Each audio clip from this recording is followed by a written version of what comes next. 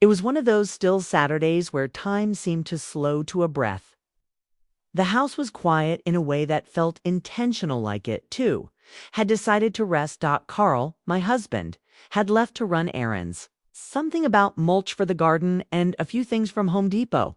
I didn't ask for details. I just knew I had a couple of hours to myself. I was curled up on the couch in my robe. Peppermint tea warming my hands, flipping through reruns of old sitcoms, the kind that asked nothing of you. Just a smile or the comfort of familiarity. That's when I heard the front door open. I didn't think much of it at first. I assumed Carl had forgotten something. But when I turned, I saw Mark. Mark, Carl's longtime friend from work. They'd been close for over 20 years, and even after Mark retired last year, they still kept in touch. He was maybe a couple of years younger than Carl, early 60s, with a salt and pepper beard and those smile lines that always made him look like he was halfway between thoughtful and amused. "Janine," he said casually, stepping into the room like it was any other day. "Carl around?" I blinked, straightening. "He just left." "Didn't he tell you?" Mark shook his head, chuckling. "Nah, he just said he'd be home most of the day. I was nearby and figured I'd stop in." He shrugged off his jacket, draped it over the chair, and lowered himself onto the couch right next to me. It wasn't strange. Not exactly. We'd all sat on this couch before, sipping coffee, watching football games, but today felt different. Maybe it was the quiet of the house. Maybe it was the soft afternoon light filtering through the blinds. Maybe it was the way his presence felt closer than usual. Not invasive, just felt. He glanced at the screen and smirked. "Brady Bunch? Rerun. Never took you for a Marsha fan." I laughed, maybe too quickly. "It's just background noise. I'm not really paying attention." He leaned back, one arm stretched along the top of the couch. I became acutely aware of my robe's fabric against my skin, the soft steam curling from my tea, the steady beat of my own pulse. We chatted. About nothing, really.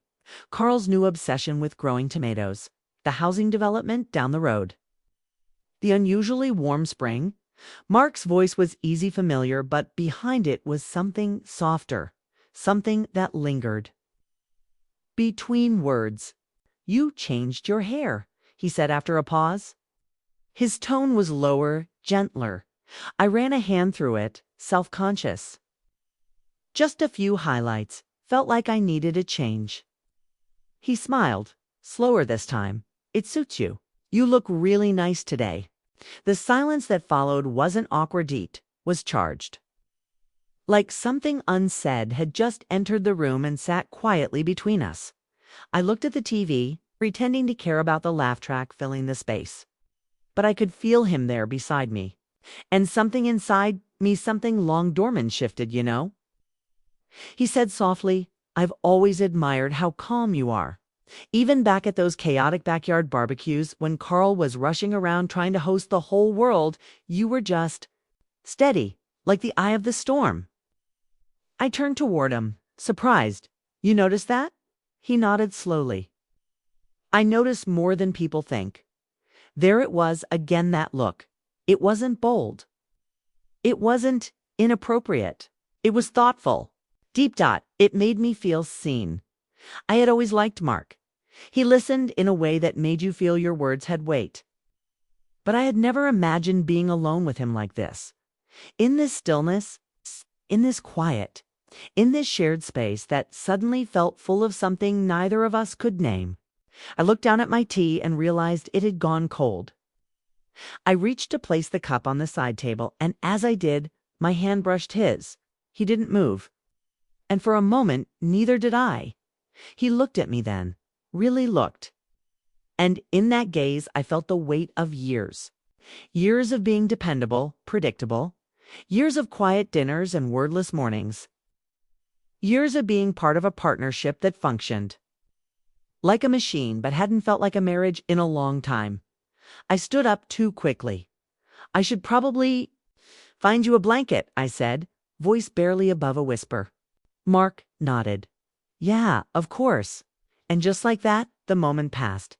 But it didn't disappear. It stayed, hovering in the air like the warmth of fading sunlight on the floor. A feeling I couldn't explain away. Something had shifted, something I couldn't quite put back. I should probably go, Mark said suddenly, as if the air had become too charged, but he didn't move. I nodded slowly, my heart beating. Just a little faster now, probably still we sat there. The sunlight had shifted again, and Theorem was bathed in gold. I could see theftlets of gray in his beard, the small scar near his temple. I could feel the tension, not the kind that frightened Maybew, the kind that held potential dotons or tainty possibility. He finally stood, exhaling, as though he were releasing something. He'd been holding an "I'll tell Carl" I stopped by. He sat glancing back at me. It was nice banger. I walked him to the door, unsure of what any of this meant, but I knew one thing with absolute clarity: something had changed in that living room. Not loudly, not dramatically, just supplied, but sometimes the quietest moments left the deepest marks. When the door closed behind him and I returned to the couch, is it in silence? No TV, no tea, just the soft hum of my thoughts circling around what had passed and what hadn't. And somehow I knew this wasn't the end of it. Later that evening, the house was filled with the familiar sounds of Carl bustling around the kitchen, talking to himself about dinner, while I half listened from the living room. He'd come back with bags of soil, a new set of gardening gloves for me, and 3 kinds of mulch, he insisted. Were on sale, BAT premium. He was so proud, his voice animated as he described his plans for IDOH to the backyard. I nodded, smiled in the right places, even helped put things away. But part of me was somewhere else. My mind kept circling back to that afternoon. To Mark, sitting beside Methway, he had looked at me like I was more than just Carl's wife. The way his fingers had lingered against mine, nothing had happened, not really. Boots, something had stirred, and once something stirs, it doesn't settle quite. The same way again that night, as Carl snored softly beside me, I stared at the ceiling in the dark, watching the shadows of tree branches sway in the moonlight through the window. I wasn't upset, I wasn't even confused, I was just unsettled, like something dormant inside me had been tapped awake, stretching its limbs and blinking into the light. The next few days went on as usual chores. Aaron shone calls from the kids. Carl and I had lunch at our usual diner. I met with Donna, my neighbor, for a walk around. Feblock normally wrapped itself around me like a well-worn cardigan, and then 3 days later Mark texted me, "Hey, is Carlo? Wanted to drop off a set of Thozzy old jazz records he was looking for?" It was harmless, but the question lingered in my mind. Did he really need to ask if Carl was home, or was it a subtle way of asking if I was? I typed back, "He's out getting a haircut. Should back in about an hour." A few minutes later, "Mind if I swing by for a sec?" I stared at the message, the soft vibration off. The phone in my palm still echoing in my skin. I could have said, "No, I could." Have said, "Maybe later," but I didn't sure come by. I didn't change out of my jeans and simple blouse. I didn't fix my hair or put on lipstick, but I did feel some mething catch in my feet. Chest when I hard knocked up. Mark stood at the door holding a dusty stack of vinyl record sand. A crook smile. They were buried behind a box of holiday decorations. If figured I better get them to Carl before I forget again. I stepped aside to let him. And he'll be happy to see those. He's been talking about that Coltrane album for weeks. He set the records down on the sideboard and looked around. "Mind if I stay for a minute? I've been walking around the park all morning, needed a break." I nodded, gesturing to the living room. Of course, this time he didn't sit right beside me. He took the chair across from the couch. Maybe he was trying to respect the boundary we hadn't spoken about. Maybe he was just being cautious, but his eyes found mine more than once, holding my gaze just a bit longer than the used to. We talked again about ordinary things, but beneath the surface, off every sentence, there was a subtle awareness, a shift, like we were both aware of standing at the edge of something we didn't quite have the courage to name. After a pause in conversation, he looked at me with an almost nervous kind of smile. "I hope I didn't make you uncomfortable the other day. I wasn't planning on anything sitting there with you." His words were gentle, tentative. Took a breath, resting my hands in my lap. It didn't make me uncomfortable. It just surprised me. He leaned forward slightly. You ever feel like parts of you get pewed away for so long? You forget they're other. That question hit me harder than I expected. I nodded slowly. Yes, all of that time silence stretched between us again, but it wasn't awkward. It was thoughtful, charged, but safe. Felt like two people standing at the edge of a long, quiet lake, knowing they could step in but not yet deciding whether they should. Mark exhaled. You're easy to talk to, Janine. OHL. No, I looked down, my voice quiet sometimes. I wonder if he remembers why he didn't respond right away, but I saw some shift in his expression, not pity, just understanding, recognition. He stood, then brushing his palms together. I should let you get on with your day. Just wanted to drop those off. He walked him to the door again, but this time the goodbye was different. There was a hesitation in both of us.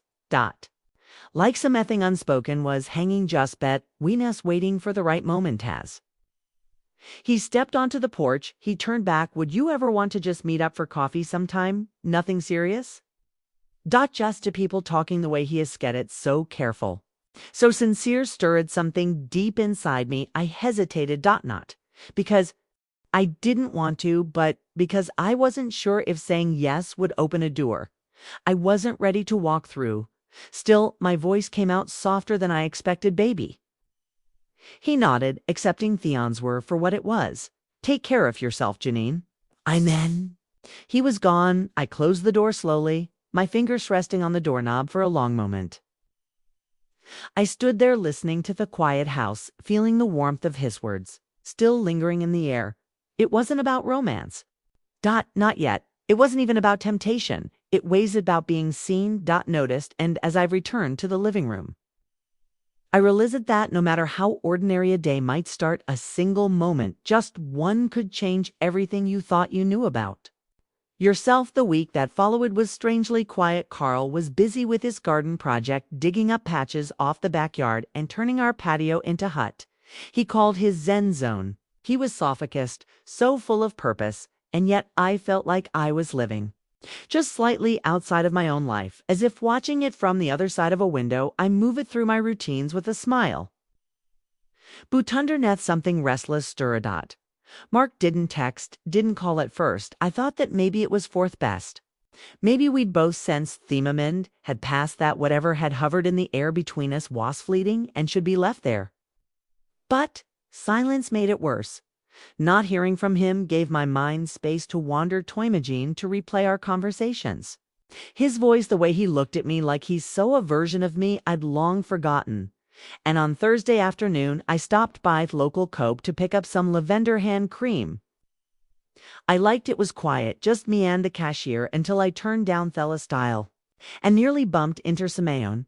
It was Mark. He looked just as surprised as I felt, maybe more. Janina said, his voice warm, quiet. Wasn't expecting to see you here. I smiled, my fingers tightening around the small gerund. My hand, I could say the same. There was a pause. We were just standing there in the middle of the aisle between herbal teas and locally made soaps. Decent of patchouli, thick in the air. I was going to text you. He finally said, I wasn't sure if I should. I nodded slowly. Been thinking about that day a lot. His shoulders relaxed a little. Yam too.